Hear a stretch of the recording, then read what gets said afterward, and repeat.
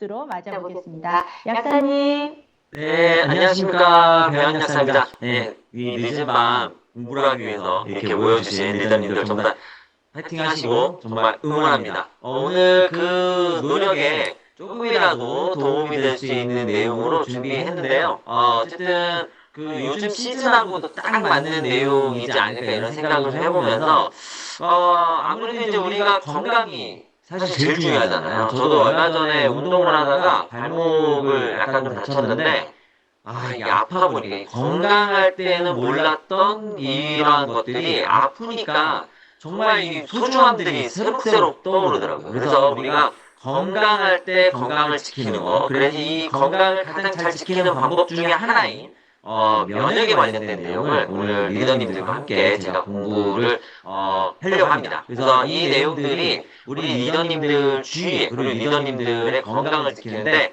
많은 도움이 되기를 바라면서 오늘 강의를 시작하도록 하겠습니다. 오늘 강의는 50분 정도 진행되고요. 그리고 질의응답 미리 온 게 있어서 질의응답하고 남은 시간이 조금 있으면 실시간으로 질의응답을 받고 진행하도록 하겠습니다. 면역. 다들 알고 계시지만 사실 우리가 면역력 이건 진짜 많이 쓰는 말이잖아요. 그러니까 우리가 다들 알고 있는 말인데 확실하게 모르거나 또는 일부만 아는 경우들이 있습니다. 그래서 오늘 내용은요, 면역에 대한 전체적인 내용을 한번 아우르는 시간으로 좀 생각하시면 좋을 것 같고, 이 면역을 강화해서, 그럼 강화하는 게 무조건 좋으냐? 그렇진 않거든요. 면역을 좋게 해서, 균형 있게 만들어서, 우리가 건강을 어떻게 하면 잘 유지할 수 있을 것이냐? 이러한 것들의 뭐 생활요법뿐만 아니라 영양요법까지도 오늘 전체적으로 한번 아울러서 우리 리더님들께 말씀드려 보겠습니다. 저는 뭐 이러한 일들을 좀 하고 있습니다.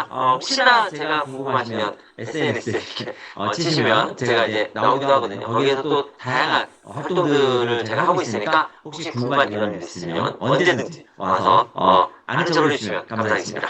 그리고 오늘 나오는 내용은요, 저의 물론 제가 이제 객관적인 데이터, 객관적인 자료를 가지고 와서 말씀드리지만 제 개인적인 의견이기 때문에 한국 아메리카하고는 약간 안 맞을 수 있습니다. 혹시나 그런 부분들이 있다면 저거는 배현 약사가 저렇게 생각하고 얘기하는 거구나. 배현 약사가 찾아본 지식에서 나온 거구나 라고 좀 이해를 해주시면 좋을 것 같다라는 말씀을 드려보면서 이러한 것들이 이제 우리 리더님들 여러 가지 사업에도 또 리더님들 건강에도 도움이 될 수 있는 자료 정도나 이렇게 생각해 주시면 좋을 것 같습니다. 자, 서로는 이쯤에서 마치고 재밌게 본격적으로 시작해 보도록 하겠습니다. 이런 얘기 되게 많이 해요. 역대급이다. 이런 얘기를 되게 많이 하거든요. 제가 이 건강에 대한 부분에서는 이 역대급이라는 말 진짜 많이 쓰는 것 같아요. 뭐 역대급 무슨 뭐 미세먼지다 뭐 이런 얘기도 많이 하고요. 근데 요즘에 제일 많이 나오는 말이 아마 감염병에 관련된 얘기일 겁니다. 그거 아세요? 독감이 끝날 시기가 됐는데 끝나지 않고 지금 계속 되고 있다는 거. 원래 독감이 한번 확 유행했다가 대부분 끝나거든요. 원래 방학 때가 되면 끝나는데 지금은요 방학 때가 돼도 끝나지가 않아요. 이 계속 독감이 돌고 돌고 돌고 독감 끝나고 나면 수족구가 또 시작되고 뭐 이러한 여러 가지 감염병들이 진짜 많아지고 있는 시대인데 보시면 이게 2023년 5월에 독감 최고치 20년 이래 최고치라고 그랬어요. 재밌는 건 25년 1월에 또 800만 회체됐지. 11월에 10년 동기간 중 최고 수준. 이게 독감은요 매년 최고 수준이에요. 그러니까 그만큼 독감 환자가 많아지고 있다는 거예요. 오늘 강의 약간 좀 다른 방향이기도 한데 또 역대급이 뭐냐면 비염 환자가 또 역대급이에요. 그러니까 이게 매년 갈수록 있잖아요. 이 면역에 관련된 질환은 계속 역대급을 뚫고 있습니다. 그런데 또 내년에 올해죠.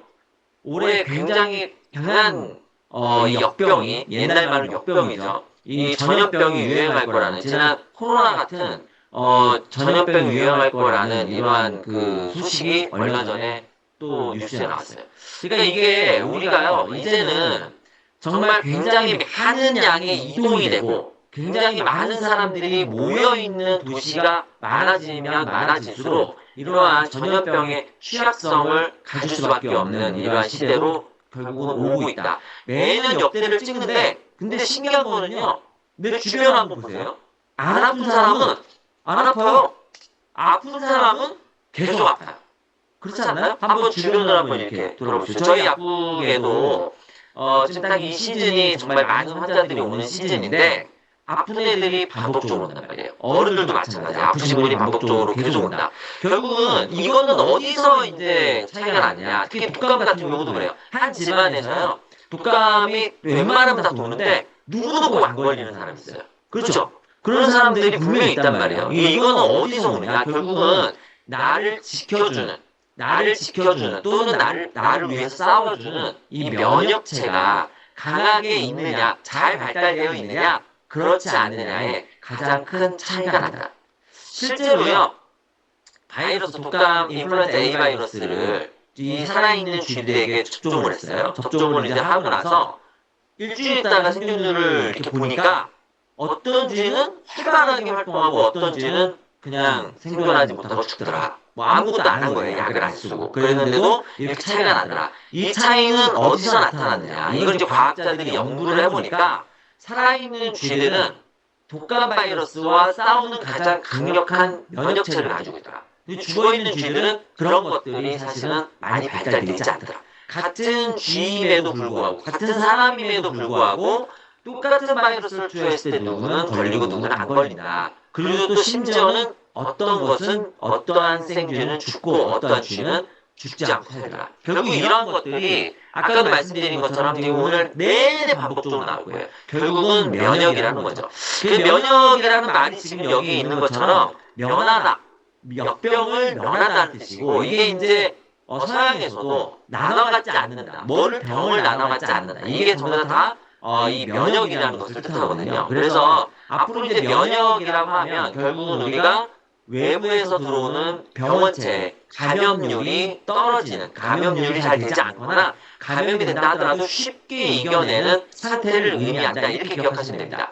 그리고 면역하면 우리가 항상 뭐만 떠올리냐면 싸우는 애들만 떠올려요. 싸우는 애들. 그런데요, 사실 우리가 면역의 가장 기본은 뭐냐면 들어오지 못하게 막는 거예요. 이거는 이제 지키는 면역 이렇게 생각하시면 됩니다. 지키는 면역이 있고 그리고 내가 들어왔을 때 그 병원체가 들어왔을 때 싸워주는 면역이 있어요. 그래서 이러한 싸워주는 면역과 지키는 면역 두 가지가 정교하게 잘 발달되어 있을 때 나는 아프지 않을 수 있다. 이렇게 기억을 하셔야 됩니다.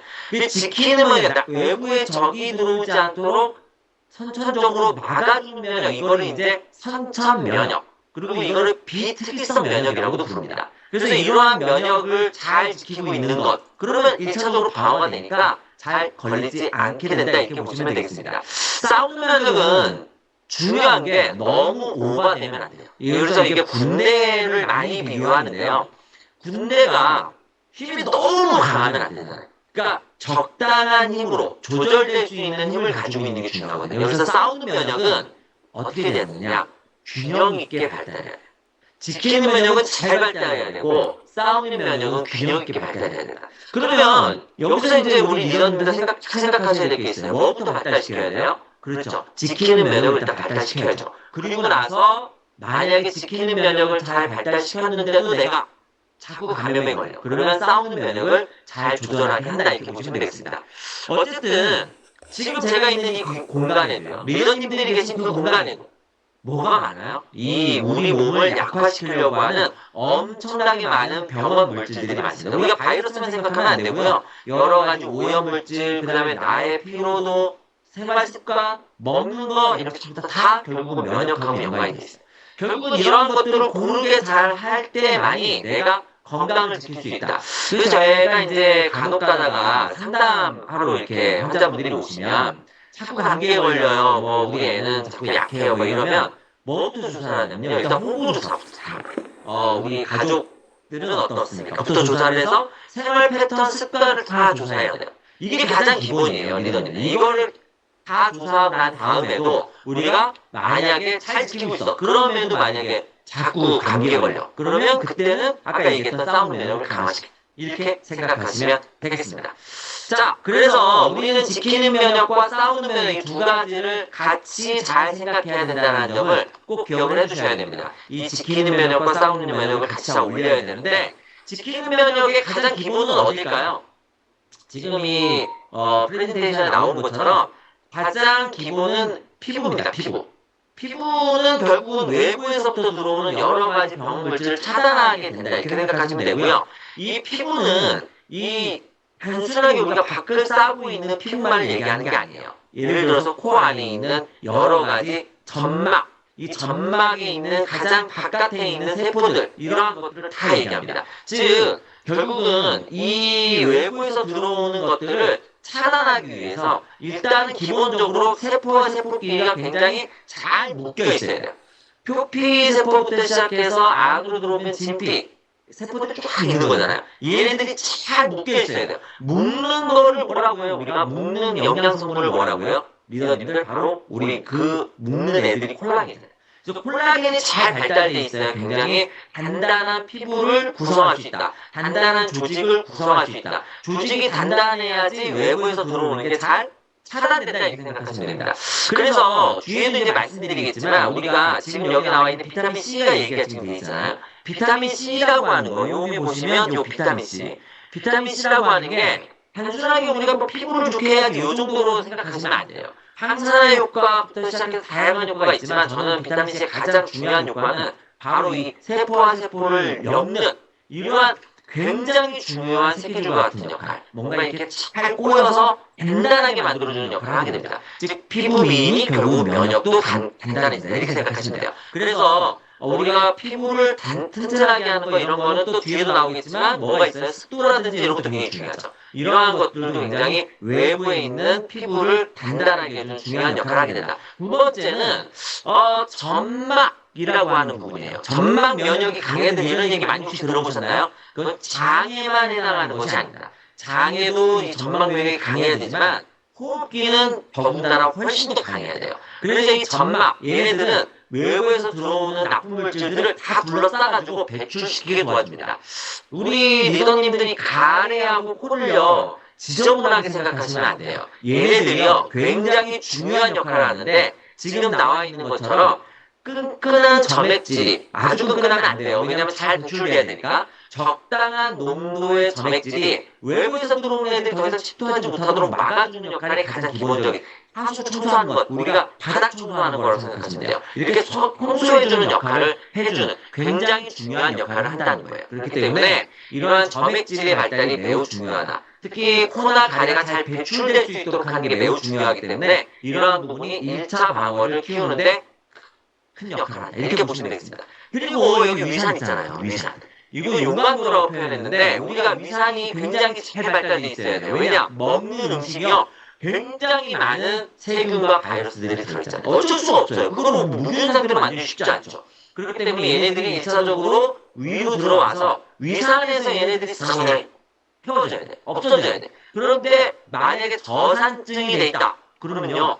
굉장히 많은 세균들이 어디로 내려가요? 장으로 내려가요. 장으로 내려가면 거기서 유해균들의 번식이 엄청 많아지죠. 시보라고 하는 게 있어요. 시보. 이게 뭐냐면 장이 굉장히 많은 세균을 증식하는 거거든요. 이렇게 되면 장 면역이 현저하게 떨어집니다. 그러면 내 몸이 약해지는 거예요. 그래서 이러한 1차적인 방어를 키우는 거 굉장히 중요하겠죠. 그래서 우리 리더님들은 이 1차 방어들을 꼭 기억을 해주고 계셔야 됩니다. 어쨌든 이러한 단단한 성벽이 있어야 되는데 부족하거나 또는 단단한 성벽보다 훨씬 더 많은 유해 물질들이 나에게 들어왔을 때는 결국은 아까도 얘기한 것처럼 싸우는 면역이 출동해줘야 돼요. 자, 싸우는 면역의 핵심 이거는 꼭 기억해 주시죠. NK-세포, Natural Killer Cell. 이게 있잖아요. 얼마나 중요하냐면 고속도로를 타고 가잖아요. 그러면 고속도로 광고판에 붙어 있어요. NK-셀을 뭐 이렇게 강하게 만들면 면역이 강해지는 이런 게 진짜 광고판이 있어요. 한번 유심히 한번 보세요. 이게 그만큼 중요합니다. 왜 중요하냐? 얘는요, 다른 세포들처럼 우리 면역체계가 뭐 T셀이라든지 B셀 이렇게 많이 있잖아요. 이런 다른 세포들처럼 명령을 기다렸다가 죽이는 게 아니에요. 내 몸에 해를 끼치는 이물질이다 생각이 들면, 없애야 된다는 생각이 들면 기다리지 않고 바로 죽이는 겁니다. 그래서 이 NK셀이 발달되어 있으면 암도 잘 걸리자. NK셀이 발달되어 있으면 전염병도 잘 걸리자. 그래서 우리가 싸우는 면역의 핵심 앞으로는 이 NK셀을 무조건 생각해 주셔야 됩니다. 그래서 얘는 결국은 우리 몸의 정상세포는 건들지 않고 비정상세포만을 명확하게 식별해서 제거해주는 역할을 한다는 거예요. 그래서 얘의 활성도를 높이는 게 매우 중요한데요. 뒤에 자세하게 말씀드릴 거예요. 얘의 활성도를 높이는 게 결국 면역 기능을 강화시키는 거다. 첫 번째 꼭 기억해 주시죠. 싸우는 면역의 핵심은 뭐다? NK셀이다. 두 번째, 우리 몸에는 굉장히 많은 면역체들이 있습니다. 이 면역체 T셀과 B셀, T셀 중에서도 뭐 헬퍼 T셀, 뭐 다이소톡신 T셀 이런 것들이 많은데 우리 이거 다 기억할 필요 없어요.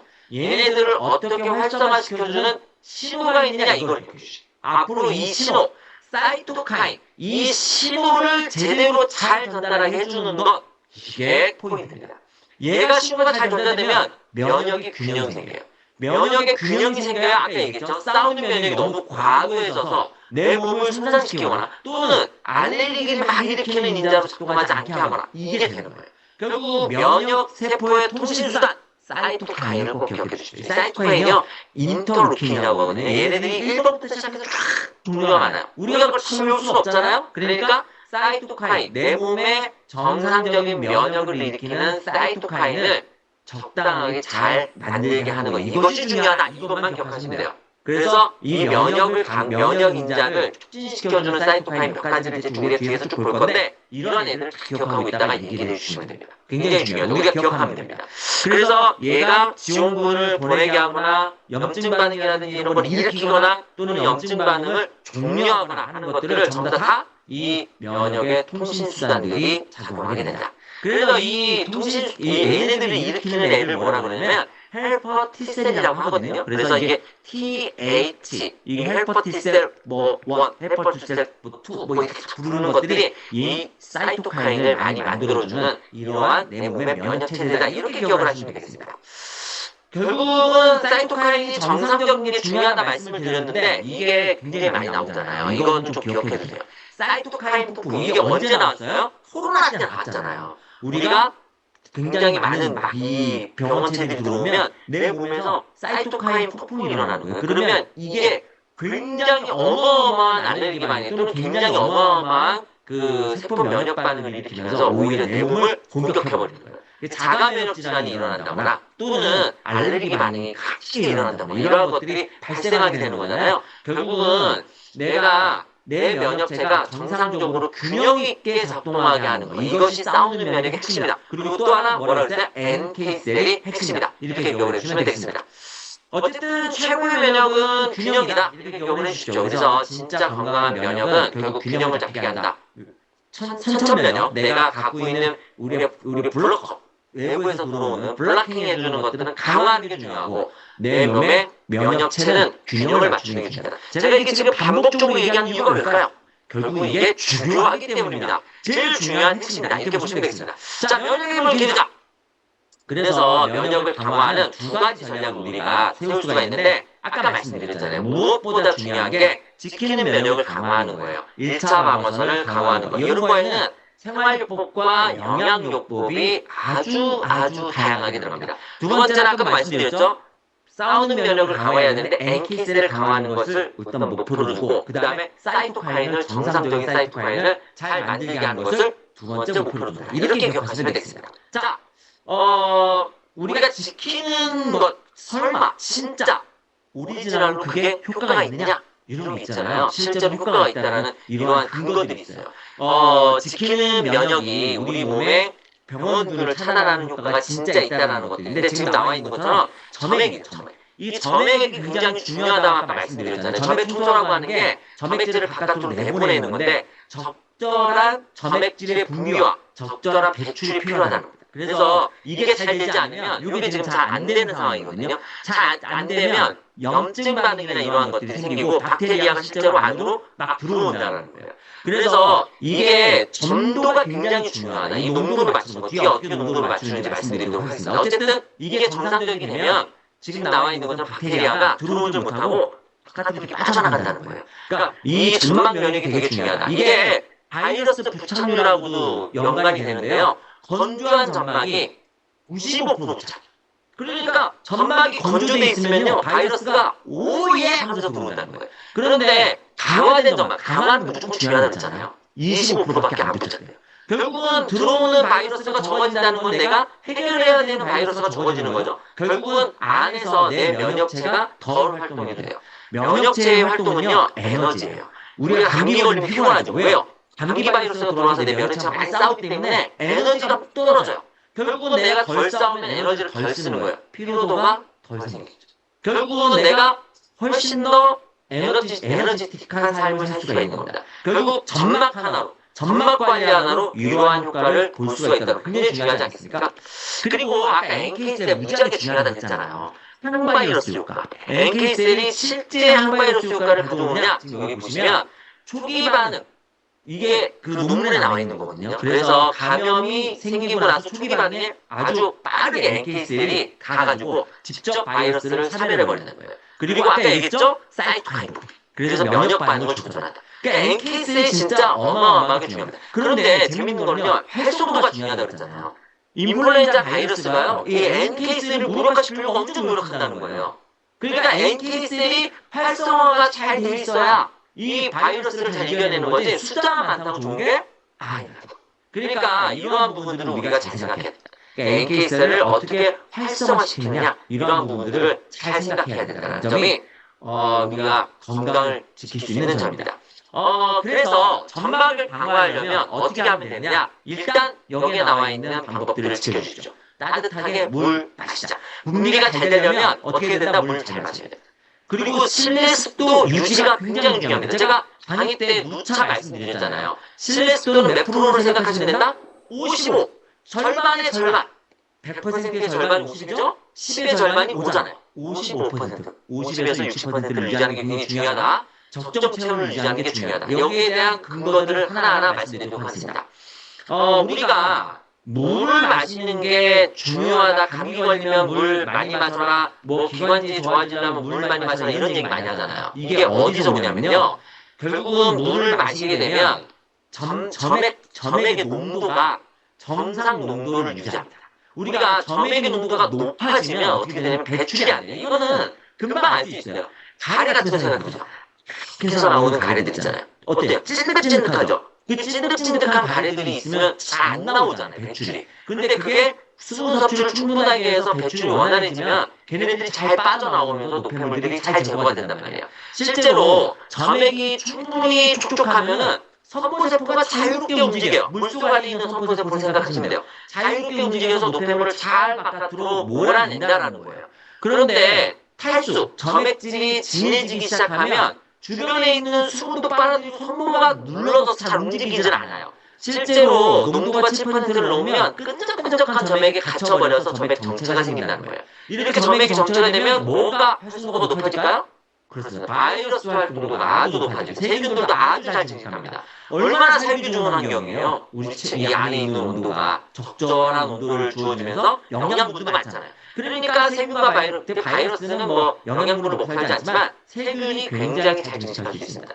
따뜻한 물을 마시는 게 매우 중요하고 여기서는 침도 안 돼요. 뜨거운 거 안 돼요. 미지근한 물을 드시는 게 매우 중요하다. 어느 정도 먹는 게 좋을까요? 200ml 하루에 6잔 정도를 먹는 게 좋습니다. 그래서 보통 1.2에서 1.5리터 정도를 하루에 나눠서 먹으면 좋기 때문에 종이컵 한 컵 정도의 양을 수시로 자주 축여 드시는 게 좋다. 적어도 한두 시간에 한 번씩은 마셔라. 이렇게 말씀을 드리고, 우리가 겨울철에는 난방을 하잖아요. 그럼 훨씬 더 건조해지기 쉽단 말이에요. 이럴 때는 조금 더 자주 여러 번 마셔라. 이렇게 말씀드릴 수가 있습니다.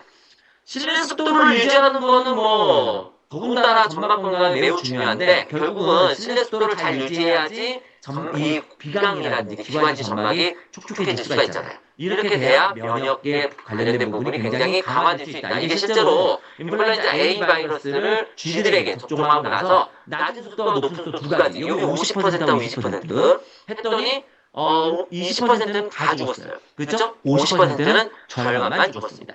결국은 죽는 거는 죽을 수 있죠. 왜냐하면 우리가 약을 안 쓰고 인플루엔자 A 바이러스를 접종시킨 거니까요. 그래서 죽을 수는 있는데 생존율이 훨씬 더 높아진다는 거예요. 아예 생존율이 있느냐 없느냐 차이가 난다는 거죠. 그래서 우리가 감기에 요즘 독감 시즌이잖아요. 감기에 걸렸을 때 빨리 낫게 하려면 실내 습도를 잘 유지하는 게 중요하다. 그리고 물 자주 먹게 하는 게 중요하다는 점을 꼭 기억해 주셔야 됩니다. 우리 가습기 쓰고 계시죠?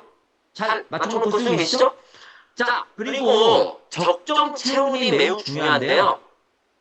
우리가 내 몸의 적정 체온을 유지하는 것, 37도를 유지하는 것과 낮은 체온으로 만들어버리는 게 굉장히 큰 이 바이러스를 이겨낼 수 있는 힘이 차이가 많이 난다는 거예요. 여기 보시면 37도에서 감염됐을 때 면역 반응, 바이러스에 대한 반응이 33도에 비해서 훨씬 더 활발하다. 그래서 바이러스를 이겨낼 수 있는 인터페론이라든지 이러한 것들이 많이 발현이 되기 때문에 낮은 바이러스 수치로 이루어지는 거예요.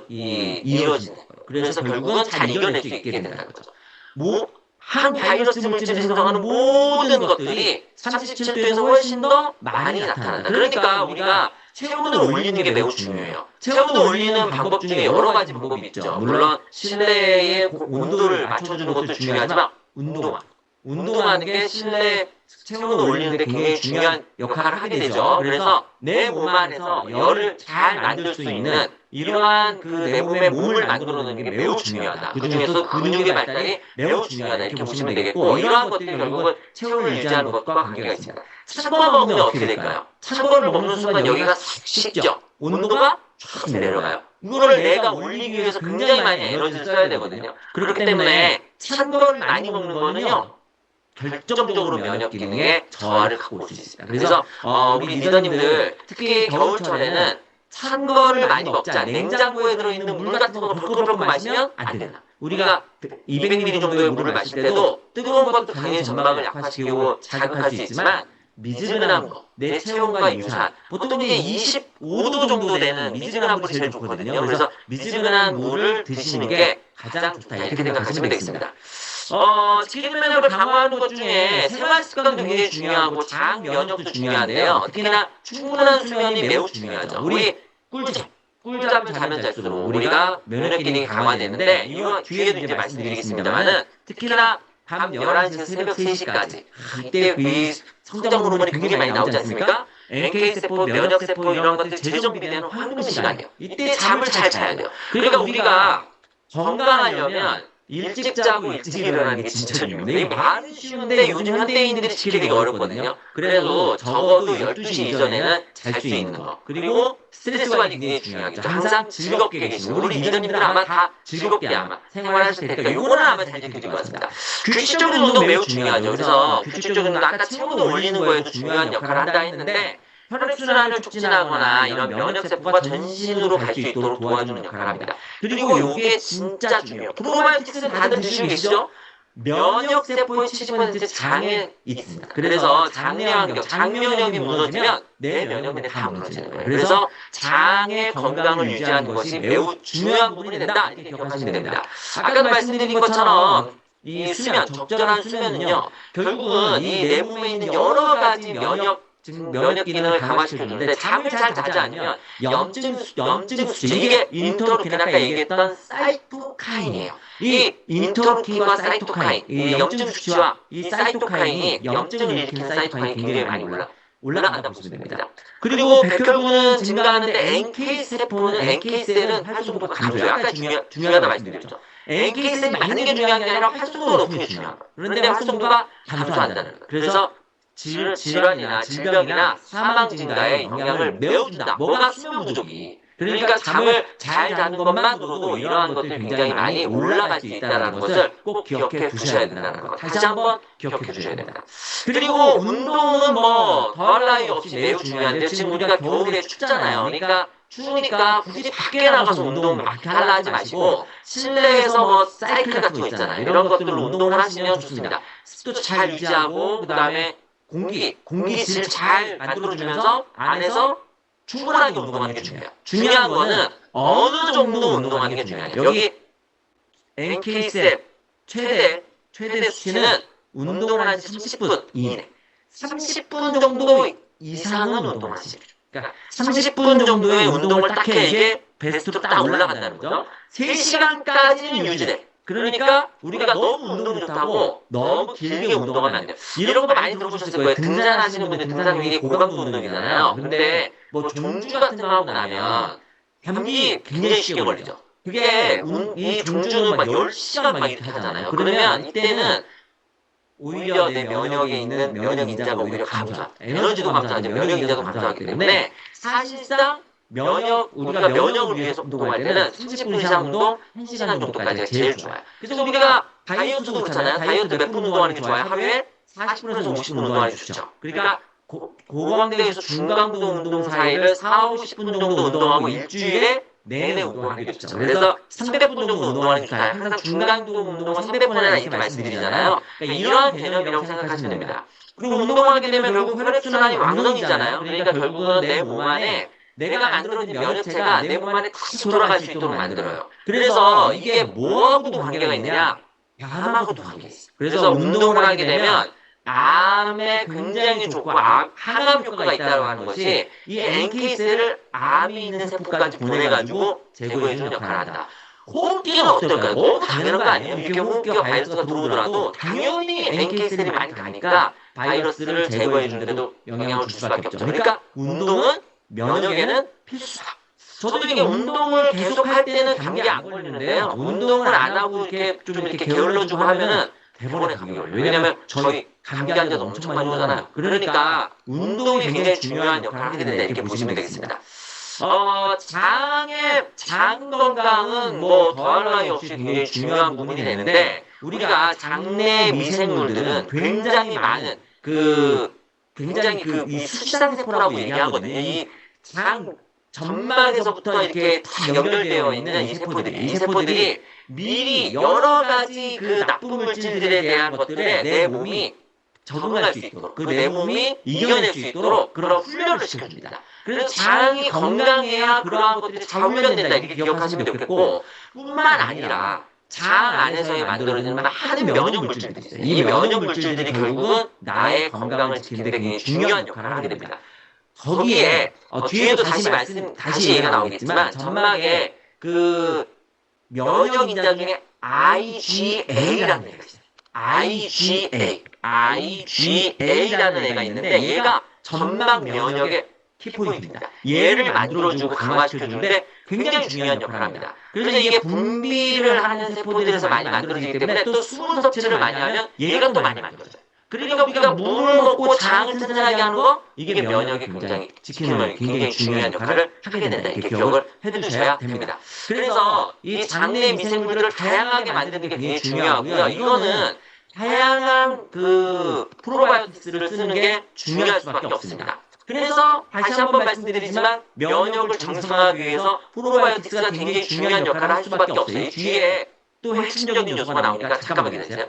뿐만 아니라 비타민C, 비타민 D, 오메가3도 매우 중요합니다. 면역을 정상화하기 위해서라고 했어요. 여기서는 면역을 강화한다 이런 용어를 안 쓴 이유는 균형 잡힌 면역이 중요하기 때문에 이렇게 말씀을 드리는 거예요. 그 중에서 가장 핵심은 프로바이오틱스입니다. 프로바이오틱스는요. 내 몸에 있는 다양한 면역 인자를 만드는 데 중요한 역할을 하는데 여기서 포인트가 있어요. 뭐냐면 이름을 주목해주세요. 이름. 여기 보시면 각각의 면역체를 만드는 이 프로바이오틱스가 이름이 다 같은가요? 다른가요? 다 달라요. 무슨 얘기냐면 여기 나와 있는 뭐 루테인이라든지 락티스라든지 뭐 이런 다양한 그 뒤에 붙어있는 이 균들이 각각이 하는 면역에 작용하는 인자들을 키우는 인자들이 다르단 말이에요. 그렇기 때문에 우리가 프로바이오틱스는요 지금 식약처에서 인정하고 있는 것처럼 혼합 18종 이렇게 생각해서 그냥 쓰시면 안 돼요. 각각이 특이한 역할을 하고 있는 특이한 역할을 하는 그러한 프로바이오틱스를 선택해서 드셔야 된다. 그래서 뭐 여성 유산균도 나오고 면역 유산균도 나오고 이렇게 유산균들이 뭐 프로바이오틱스가 면역 프로바이오틱스가 다양하게 나오잖아요. 회사에서 이런 걸 만들 때는 뭘 보고 만들까요, 유산균들? 바로 여기에 있는 이름을 보고 만드는 거예요. 얘네들이 특화되어 있는 그 기능을 보고 그러한 기능을 가지고 만드는 겁니다. 그렇기 때문에 프로바이오틱스 하나를 선택하시더라도 어떠한 프로바이오틱스가 어떻게 들어있느냐 그래서 이러한 종까지 확인하시면서 우리가 선택을 해야 면역을 정상화할 수 있는 것이 된다. 그래서 알레르기에 사용하는 프로바이오틱스가 따로 있고 면역을 활성화시키는 프로바이오틱스가 따로 있다. 이러한 것들을 기억을 해두시면 좋겠습니다.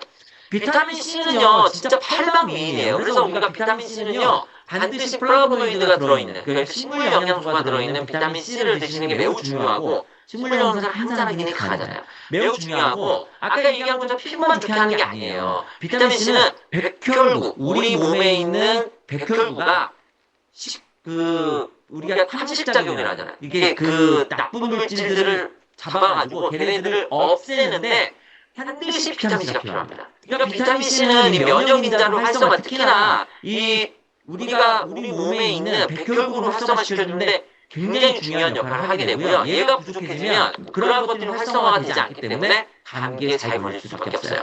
재밌는 사실은요, 비타민 C를 고단위로 지속적으로 먹으면 비타민 C가 우리가 감기에 걸렸을 때 회복하는데 되게 뛰어난 역할을 해주거든요. 근데 꾸준하게 먹지 않고 단기간에 먹으면 크게 효과가 없습니다. 그러니까 비타민 C는 미리미리 꾸준하게 복용하게 해주는 게 매우 중요하다. 이렇게 기억을 해주시면 좋겠고, 그 옆에 나와 있는 것들이 다 이제 그 인터페론이라는 바이러스를 억제하는 이러한 물질들을 얘기하고 있는데, 이러한 것들을 활성화시켜주는데도 비타민 C가 매우 중요한 역할을 한다는 거예요. 그래서 비타민 C는 점막도, 세포도, 그리고 우리가 내 몸 안에 있는 백혈구도 활성화시켜주는데 중요한 역할을 하게 된다. 보시면 되겠습니다. 자, 비타민 D는요, 면역 조절 인자로 작용합니다. 그래서 비타민 D가 이 내 몸에 있는 면역체를 조절하는 역할을 하기 때문에 가장 가성비 좋은 영양소 두 가지만 꼽으라고 하면 저는 무조건 비타민 C, 비타민 D예요. 뭐 비타민 C는 당연히 뭐 아세로라 이런 거 조금 가격이 나가긴 하지만 비타민 D는요, 정말 저렴하지만 반드시 먹어야 되는 거고요. 우리가 2025년 한국인 영양 그 실태를 조사했는데 가장 부족한 영양소 뭐가 나왔을까요? 1위가 역시 비타민 D입니다. 그래서 비타민 D는 그냥 묻지도 따지지도 말고 꾸준하게 먹는 게 중요하다. 그래서 비타민 D는 열심히 드셔주시면 좋습니다.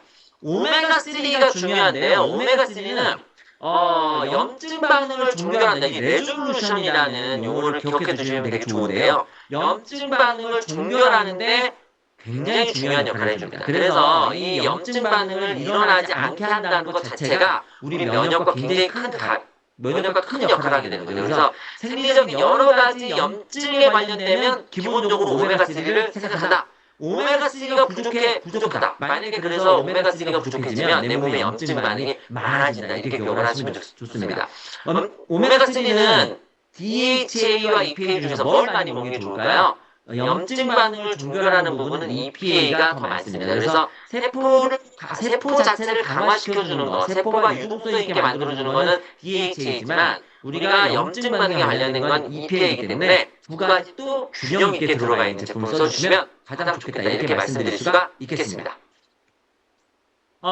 그리고 이제 제가 요즘에 가장 많이 이제 환자분들에게 좀 권해드리는 성분이 있는데 생약 성분이죠. 이 성분이 뭐냐면 바로 에키나시아입니다.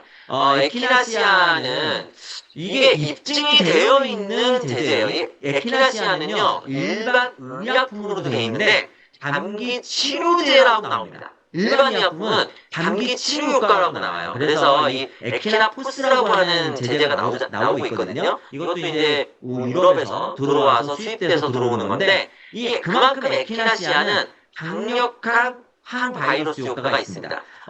에키나시아의 가장 큰 이유는 두 가지로 따지자면 NK셀을 활성화시키는 것과 사이토카인을 직접적으로 활성화시키는 게 있어요. 그래서 이 두 가지가 이미 과학적으로 입증이 되어 있습니다.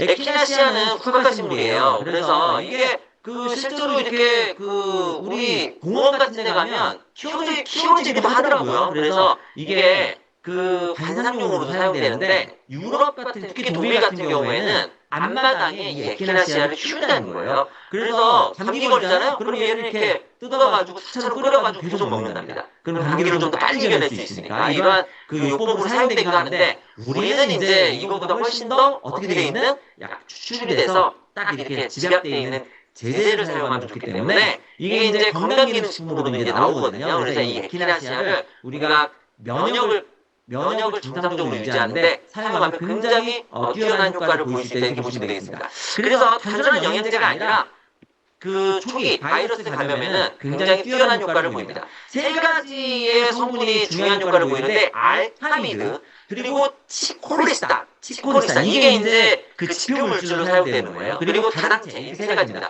그 중에서 중요한 거는 알카미드와 치콜리스탄 화합물인데요. 이 치콜리스탄이 중요한 역할을 하게 되죠. 알카미드는 요 면역 향상성을 키우는 데 굉장히 중요한 역할을 하게 되는데요.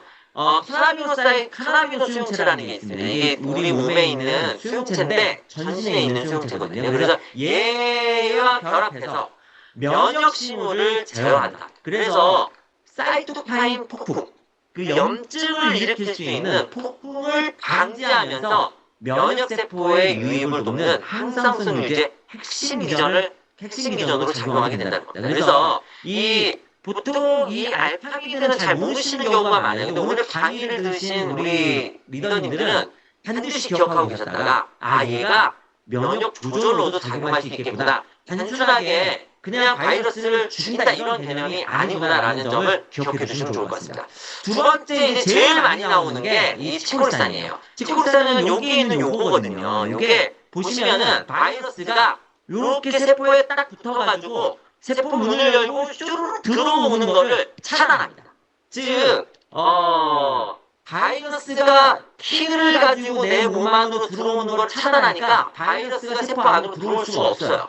바이러스가 세포 안으로 들어올 수 없으면 어떻게 될까요? 바이러스가 증식을 못해요. 증식을 못하면 그냥 끝나는 거죠. 증식을 못하면 더 이상 뭐 할 수가 없습니다. 그렇기 때문에 일단 기본적으로 바이러스 침투를 막는 가장 대표적인 그러니까 감기 초기에 빨리빨리 보충하면 좋다 안 좋다? 좋다. 초기에 빨리 먹는 게 그래서 더 진행되지 않도록 막는 게 굉장히 좋은 효과다 이렇게 기억하시면 좋겠고 그리고 염증 신호 경로를 차단합니다. 그래서 염증성 사이토카인 여기 나오네요. 그렇죠? 염증성 사이토카인을 차단함으로 인해서 근본적으로 염증을 막는다. 즉 바이러스가 침입하는 것도 맞죠. 내 몸에서 일어나는 염증 반응을 억제하죠. 그러니까 내가 빨리 이겨낼 수 있도록 도와주는 거죠. 거기에 면역 조절인자로 작용하기 때문에 내 몸에서 면역도 정상적으로 조절한다. 이렇게 보시면 되겠습니다.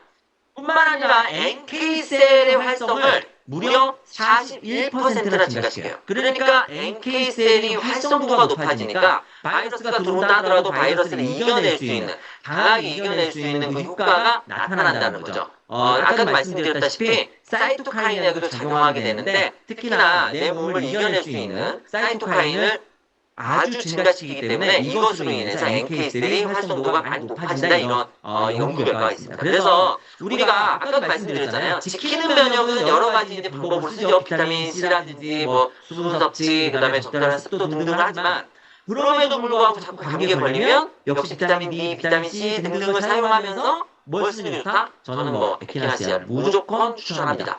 결국 이게 이겨낼 수 있는 도움을 크게 주기 때문이에요.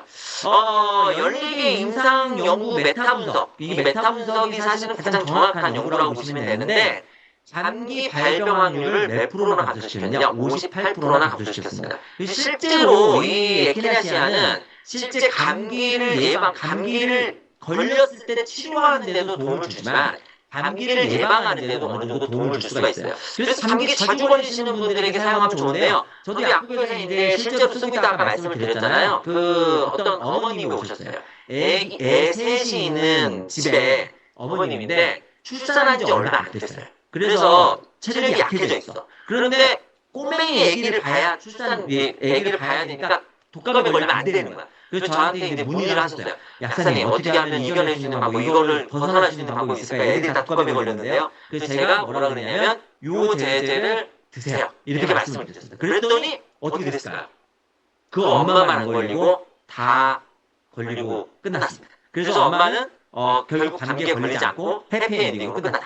그래서 그만큼, 사실 이 에키나시아는요, 굉장히 어쨌든 바이러스를 억제하는 데는 효과가 굉장히 뛰어난 효과를 갖고 있다. 그래서 믿고 쓰셔도 되는. 대신에 이제 뭐가 확실해야 돼요? 원료가 확실해야 돼요. 그러니까 원료가 확실한 제제를 믿고 사용하셔도 된다. 만약에 감기에 철마다 걸린다 그러면 보충을 미리 해주시는 것도 저는 추천해드립니다. 그래서 감기 계절, 환절기가 돼서 나는 감기에 잘 걸려. 그러면 미리 에키나시아를 드셔주시는 게 도움이 많이 될 수 있다. 반복적인 호흡기감 및 합병증 위험까지 감소시킵니다. 그래서 결국은 이것도 메타 분석 결과. 메타 분석이 가장 정확하다고 그랬잖아요. 폐렴, 중이염, 편도염 등 합병증 발생 위험을 50%까지 감소시킨다. 이거는 아까 말씀드렸잖아요. NK셀이 활성화되고 그리고 염증 반응을 억제하는 이러한 효과가 있기 때문에 나타날 수밖에 없어요. 좋은 효과가 있을 수밖에 없다. 이렇게 기억을 해두시면 되겠습니다. 결국 우리는 건강하게 이겨내기 위해서 다양한 활동들을 해야 됩니다. 특히나 이제 좀 있으면 봄이 오잖아요. 봄이 오는데 봄에는 감기, 환절기가 되면 감기에 반드시 걸린다. 이러한 생각을 가지고 계신 리더님들이라면 또는 주변에 그러한 사람들이 있다면 반드시 이러한 활동들 그리고 꾸준하게 보충하는 보충제를 통해서 이겨낼 수 있도록 해주셔야 돼요. 일단 건강한 물, 좋은 물을 잘 마셔주셔야 돼요. 어떻게 마신다고요? 하루에 6잔, 200ml 정도를 6잔 마신다. 이게 굉장히 중요하고요. 너무 많은 양의 물을 한꺼번에 마시면 안 되죠. 적절한 양의 물을 꾸준하게 마시는 게 매우 중요하다. 온도는 미지근한 물을 드셔야 된다. 미온수를 사용하시고 차가운 거 된다 안 된다? 내 몸이 차가워지면 안 된다. 특히나 찬 거를 마시면 여기가 식으면 그만큼 나의 면역력은 현저하게 떨어진다. 이렇게 기억을 해주시면 좋겠습니다. 그래서 미지근한 물을 잘 마시자. 잠자는 게 매우 중요하다고 했어요. 저녁 11시부터 새벽 3시까지 꿀잠을 자는 게 중요하다. 그래서 입면이 잘 안 된다면 입면을 도와주는 방법들 여러 가지 써야 되죠. 우리 블루스크린 보면 안 되고 멜라토닌 같은 걸 섭취하는 것도 매우 중요하겠죠. 그래서 내가 잠을 잘 잘 수 있도록 하는 게 매우 중요하고 특히나 충분한 수면을 해야지 내 몸에 있는 여러 가지 면역 기능도 활성화될 수 있다는 점을 반드시 기억을 해주셔야 됩니다. 운동은 필수다. 어떻게 운동한다? 1일 40분에서 50분 정도 중간도 운동을 반드시 해라.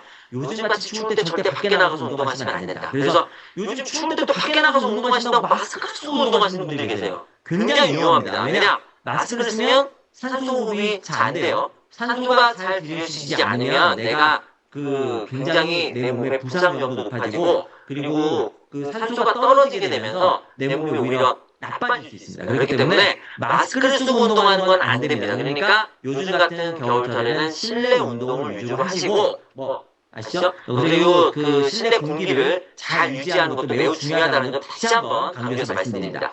실내 습도와 공기청정을 유지하는 것도 매우 중요하겠죠. 그래서 이러한 활동들을 잘 하셔야지만이 내가 건강하게 유지가 될 수 있다. 이렇게 기억을 해주셔야 되고요. 그리고 지키느님과 사우느님을 다 키워야 되는데 지키느님을 일단 먼저 강화시키시고 그 다음에 사우느님을 키우게 한다. 이게 중요한 핵심이다. 이렇게 기억을 해주시고 균형 있는 면역 반응을 맞춰주는 것도 매우 중요하다. 이렇게 기억을 해주셔야 됩니다. 그래서 무조건 강한 면역 아니에요. 균형 있는 면역. 가장 중요한 게 장면역이라는 말씀을 드렸습니다. 장은 면역의 컨트롤 타워. 그래서 내가 면역 기능을 활성화시키려면 면역 기능에 맞는 프로바이오틱스를 잘 섭취하는 게 매우 중요하겠습니다.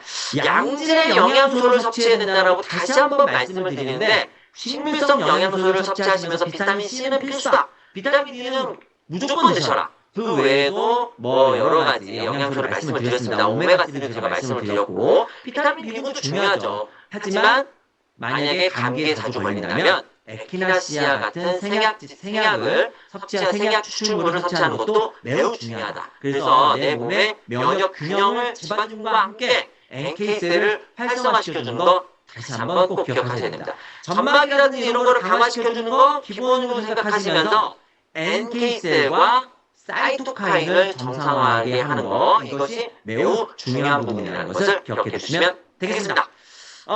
이렇게 오늘 면역에 대한 얘기들을 쭉 풀어서 설명을 해드렸습니다. 어떻게 그동안 갖고 계셨던 궁금증이나 이러한 것들 좀 잘 해소가 되셨는지 모르겠습니다. 중요한 거는 결국 면역이라고 하는 것은 내가 질병에 걸리지 않게 하는 가장 기본적인 거거든요. 그렇기 때문에 면역을 활성화시키는 게 굉장히 내 몸의 건강을 지키는데 중요한 부분이라고 다시 한번 강조 말씀드리고 단순하게 외부에서 들어오는 바이러스나 이런 것뿐만이 아니라 내 몸의 면역을 강화시키는 것은 결국은 내 몸 안에서 일어나는 여러 가지 염증 반응이나 또는 암 같은 나를 병들게 만드는 이러한 나쁜 세포를 제거하는데도 뚜렷한 효과를 보일 수밖에 없기 때문에 면역 기능을 정상화하는 것이 정말 중요한 부분이라는 점을 다시 한번 이번 강의를 통해서 기억해 주셨으면 좋겠습니다. 자, 그러면 먼저 들어왔던 선질문 Q&A부터 살펴보도록 하겠습니다. 같은 공간에서도 감기에 걸리지 않도록 할 수 있는 방법 무엇이 있을까요? 이거 지금 얘기 다 나왔죠. 같은 공간에 있어도 감기에 걸리지 않게 하려면 어떻게 한다? 내 점막 면역을 강화시킨다. 두 번째, NK셀을 강화시킨다. NK셀을 활성화시킨다. 그리고 면역 균형을 이룰 수 있는 사이토카인을 잘 만들게 한다. 이러한 부분들을 말씀드렸습니다. 그래서 같은 공간에 있어도 누구는 걸리고 누구는 안 걸리다가 애 세리는 집 말씀드렸죠. 엄마처럼. 독감에 다 가족들이 걸렸어도 안 걸리고 넘어가는 경우도 있을 수 있습니다. 면역 감염에 강해지기 위한 필요한 비타민, 이거 답이 나왔네요. 기본적으로 가장 좋은 거 뭐라 그랬어요? 비타민 C 그리고 비타민 D를 많이 드셔라. 이렇게 적절하게 드셔라. 이렇게 말씀을 드렸고, 뿐만 아니라 뭐 아연이라든지 이런 것도 도움이 당연히 될 수 있는데 가장 기본은 비타민 C는 꼭 드셔라. 이렇게 말씀드리고 싶습니다.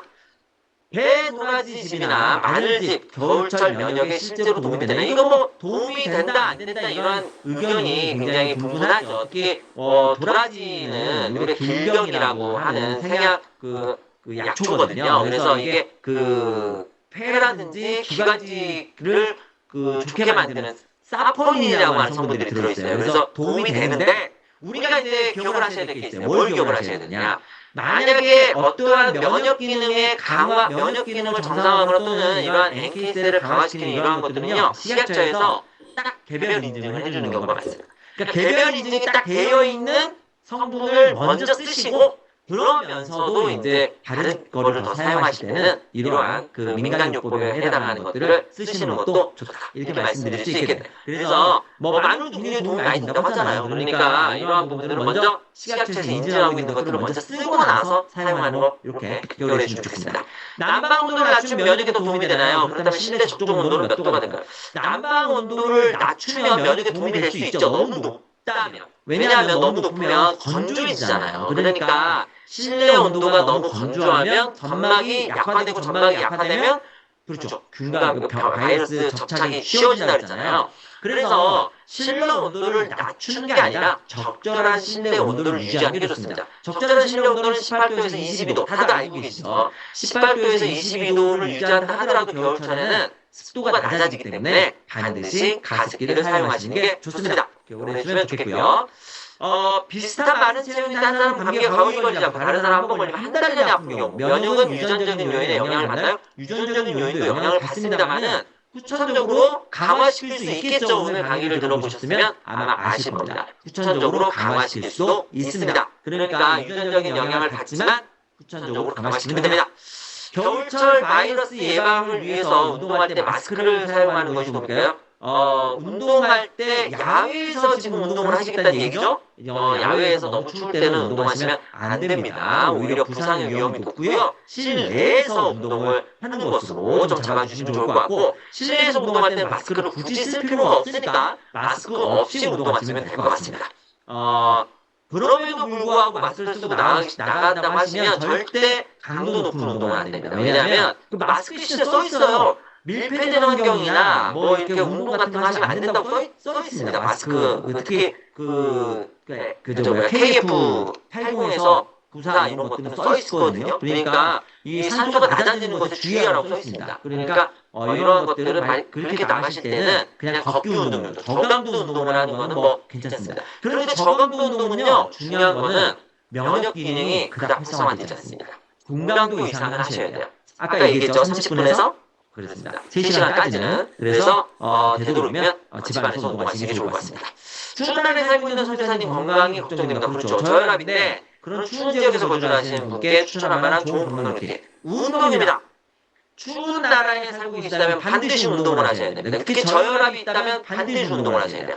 저혈압이 있는 건 뭐예요? 심장에서부터 강하게 혈액을 펌핑할 수 없다는 거죠. 그렇기 때문에 고루고루 혈액이 강하지 못합니다. 운동이라고 하는 것은 내 몸에 있는 혈액을 고루고루 다 갖다주는 중요한 역할을 하게 되고요. 그리고 특히 하체 운동이 중요한데요. 이 허벅지와 종아리를 강화시키면 정맥의 흐름을 정상화해서 혈압이 낮다 하더라도 내 몸에 혈액의 흐름이 원활하게 갈 수 있도록 도와줍니다. 그렇기 때문에 반드시 꾸준한 운동을 하시라 이렇게 말씀을 해주시면 좋을 것 같습니다.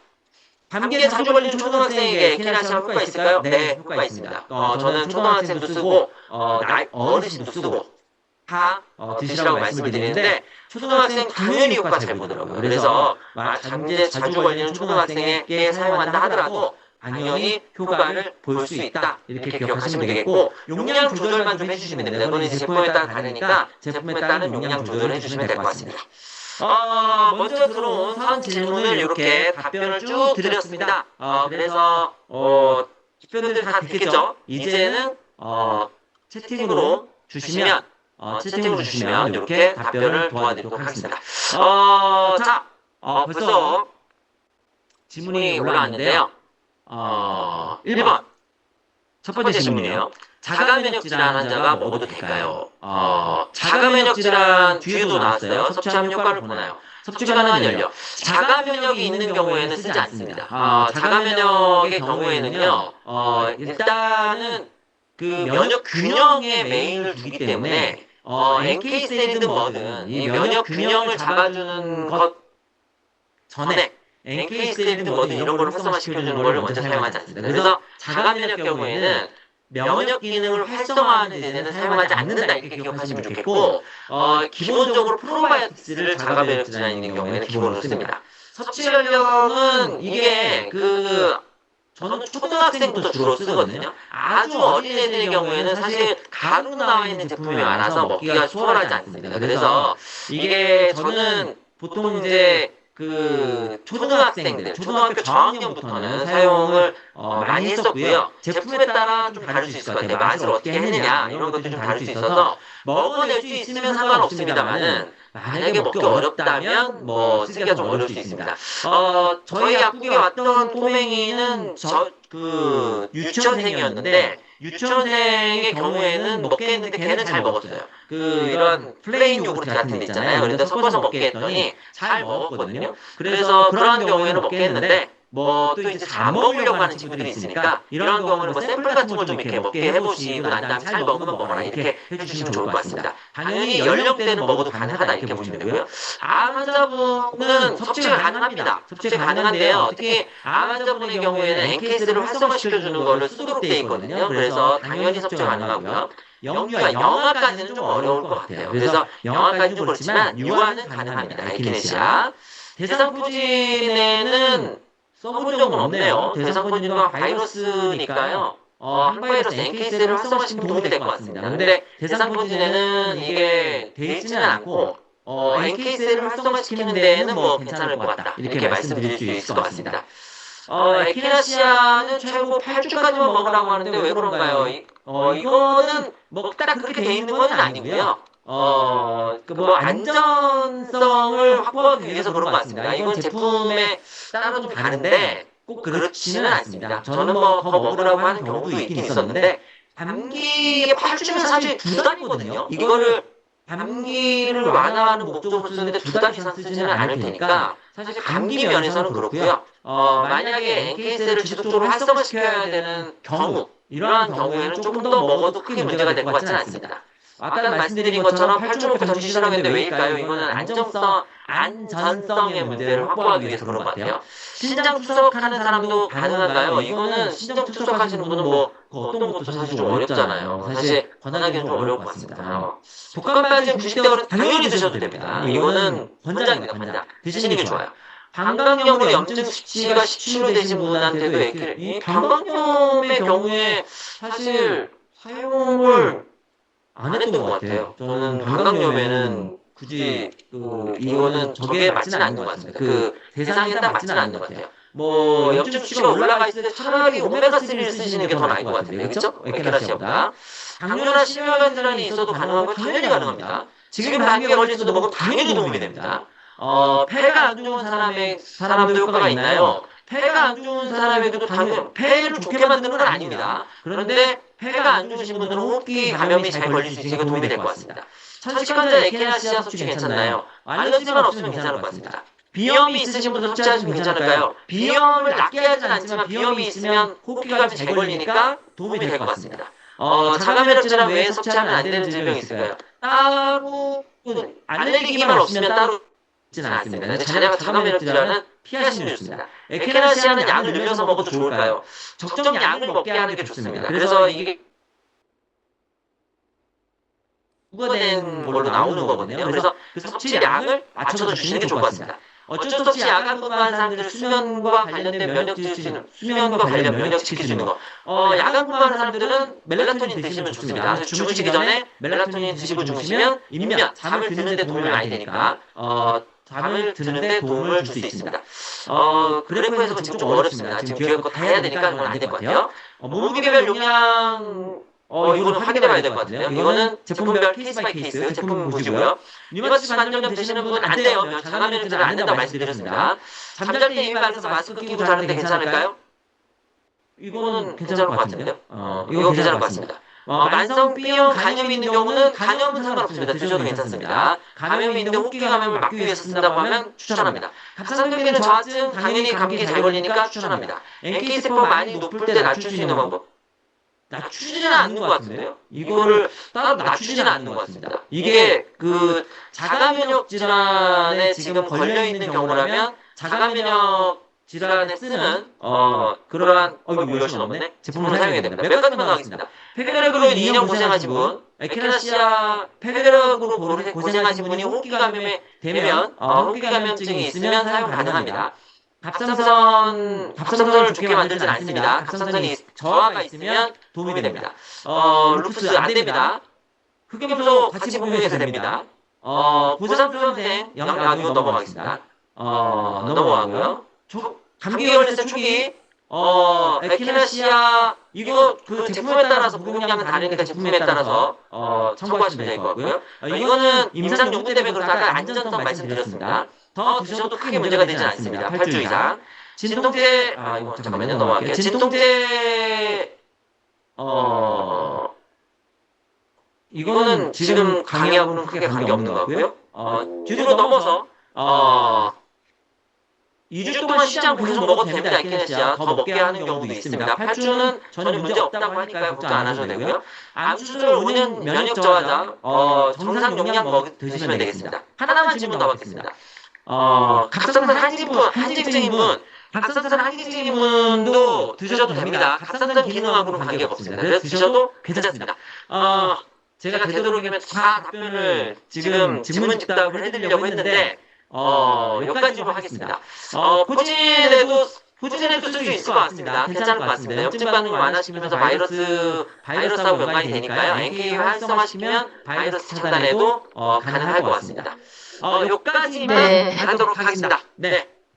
네, 역대급 감염 시대라고 오프닝 해주셨는데 역대급 강의해주신 우리 배영 약사님께 다시 한번 우리 리더님들의 박수와 감사 말씀을 전하겠습니다. 네, 감사합니다. 그러면 저는 이만 퇴장하도록 하겠습니다. 네, 약사님. 네, 안녕히 계십시오. 네. 맞춤 강의 해주시고 Q&A까지 해주셨는데요. 오늘 배영 약사님께서 좀 지금 이제 오늘 면역